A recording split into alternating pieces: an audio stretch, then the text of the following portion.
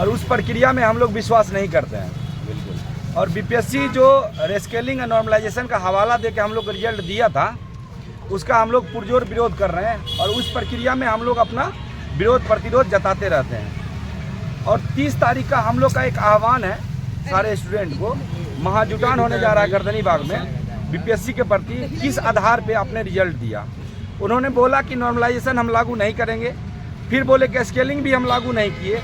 तो एक एग्जाम का 2 पेपर और दोनों का कट ऑफ सेम, इसका बेस क्या, इसका आधार क्या है, किस आधार पे किए, ये हम जानना चाहते हैं। और जो 30 तारीख का महाजुटान है बच्चों का, उसमें सारे बच्चे शामिल हो रहे हैं, जो पीटी पास हैं, जो फेल हैं, जो नहीं है, सब बच्चा जो स्टूडेंट है वो 30 के महाजुटान में आ रहे हैं। इस प्रक्रिया से असंतोष व्यक्त कर रहा है वो सभी लोगों का कॉल है। और सिर्फ बीपीएससी नहीं, देखिए बगल में टीआरई वाले बैठे हुए हैं, हम लोग मोबिलाइजेशन कर रहे हैं, घूम रहे हैं। बच्चे में बहुत असंतोष है सारी प्रक्रिया को लेके, और खासकर बीपीएससी को लेके जिस तरह से उन्होंने तानाशाही रवैया अपनाया है और बच्चों को गुमराह किया है, कदम कदम पे गुमराह किया है। चाहे वो नोटिफिकेशन पे लेके कमेंट जब चेयरमैन का हुआ उस समय से गुमराह किया कि 60% सवाल यूपीएससी लेवल के आएंगे, उसके बाद जिस तरह के स्तरहीन सवाल पूछे गए एग्जाम में, फिर एग्जाम कैंसिल किया गया, बापू परीक्षा परिसर का दोबारा एग्जाम लिया गया।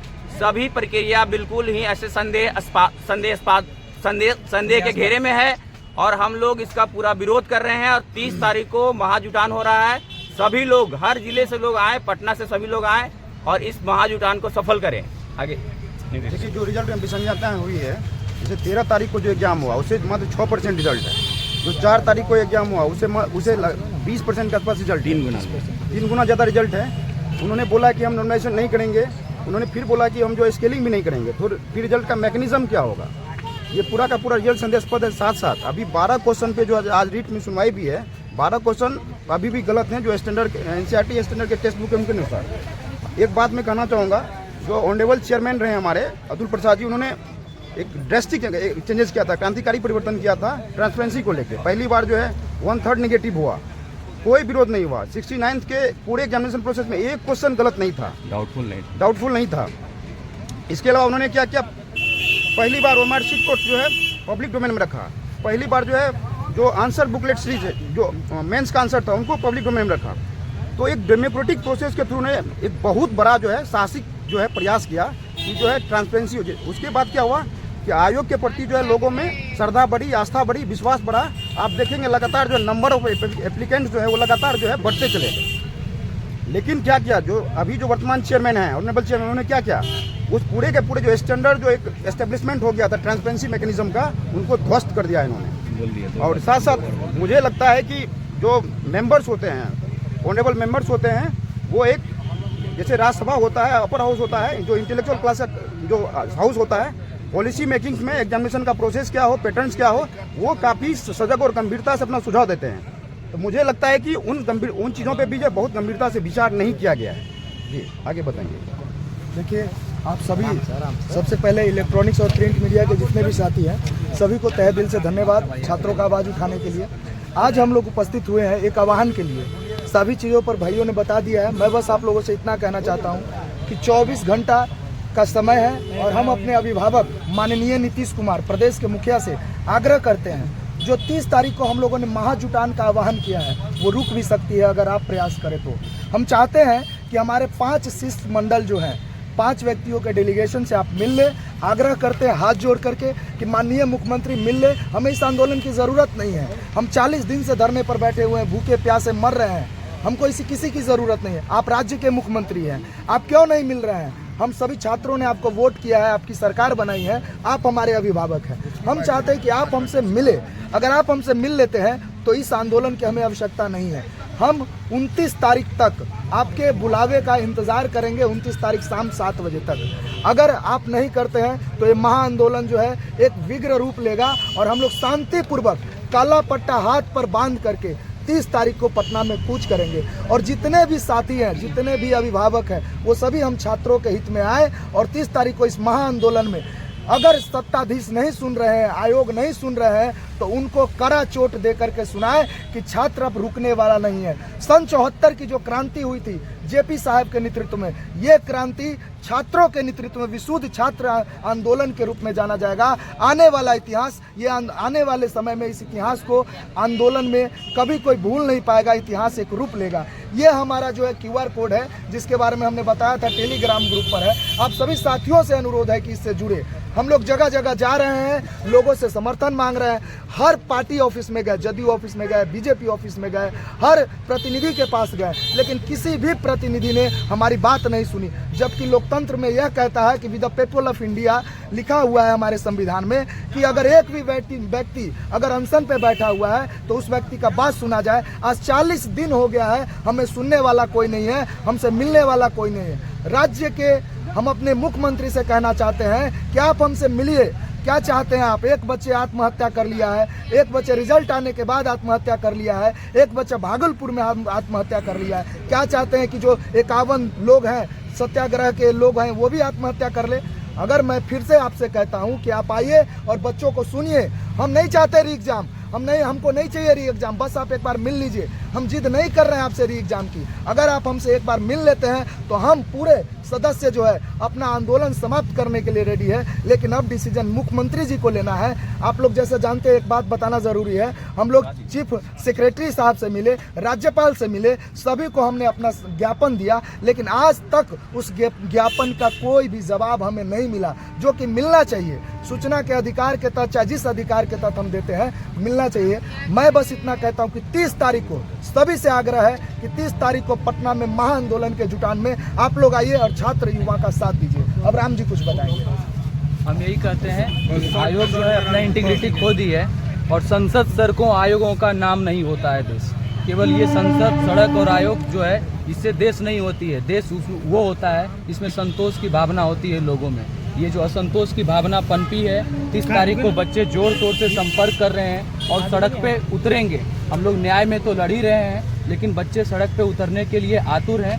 तो मैं मुख्यमंत्री से आग्रह करूंगा कि आप इसको बचा लीजिए, सुनिए, हम लोग का आवाज़ सुनिए। इतना दिनों से तो आप लोग सुने नहीं, और जो गलत हुआ है, जो हम लोग ऑब्जेक्शन लगाए हैं, सारा रिजल्ट में रिफ्लेक्ट होकर के आ रहा है कि कौन सेंटर पे क्या हुआ था, नहीं हुआ था। बापू परीक्षा परिसर जिसको 22 सेंटर में बदल दिया गया, हर 5 बच्चे में से 1 का सिलेक्शन हुआ है। ये कैसे हो सकता है? क्या सारे विद्वान बापू परीक्षा परिसर में ही बैठे हुए थे? तो मैं यही कहना चाहता हूं कि आयोग का जो जितना भी जो छल प्रपंच जो कर रही है, इस तरह से तोड़ मरोड़ के जो प्रेस कॉन्फ्रेंस किया जा रहा है, इसको भूलने का जो है समय आ गया है। इसको गंगाजल से साफ करने का समय आ गया। बड़ा आंदोलन का स्वरूप होगा 30 जनवरी को? अब देखते हैं, अगर मुख्यमंत्री जी सुन जाते हैं, आयोग अभी भी अगर समझ जाती है तो फिर तो हम लोग ले लेंगे, क्योंकि हम लोग क्रांति थोड़े चाहते हैं। अब तक आप लोगों ने जितना बार भी आंदोलन किया, सड़कों पर आपके ऊपर लाठियां चली, क्या लगता है इस बार भी प्रशासन आपको? फर्क नहीं पड़ती है। वही तो बोले, संसद सड़कों आयोगों का नाम नहीं होता है देश। देश बनता है लोगों से, ना ही कि पुलिस प्रशासन और संसद में बैठे लोगों से। जो भी जिसको भी हम लोग भेजते हैं, एक एक वोट मिल करके भेजता है, छात्र हो चाहे कोई हो।